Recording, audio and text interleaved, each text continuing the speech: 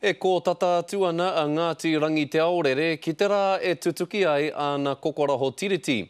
Ko te roto moana o Okataina, etahi wāhanga o te ngai me ngā takutai o Waiohewa, etahi taonga kei roto i te whakataunga. Koe nei te taumata whakamutunga hei eke, mā Ngāuri whai pānga ki te rohera whiti o Rotorua. Kua tata whiti kina tō rātau manakitai e te rā. Te mutunga o ngā take āwangawanga o Ngāti Rangi Te Aorere. I te rā nei, wai tohua te whakaitanga e whakahoki atu i neke atu i te torurau heketea o ngā whenua kei te roto o Okataina. He wahanga iti anō kei te ngai ka taka atu ki roto i o rātau ringa. He iti te iwi, nā te mana kei te nuinga.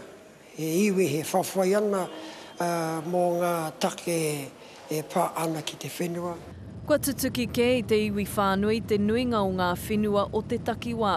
I noho te māngai mo te waiāriki hei kaitaka wainga mo ngā iwi whai pānga. Ahua rereke tā Ngāti Rangi Te Aorere, he mea motu hake hāngai tonu ki a rātou, arā ko ngā whenua, me ki kua whakataia patia, e kore taia e rātou te whakapaipai ake, te whakatika ake, te tai ake rānei ki tērā whenua. Nō reira he take nui tērā mō rātou. Hakua kua whakahokia e tahi whenua, koe rātu i whāia e te iwi, kua riro hei mana tika anake.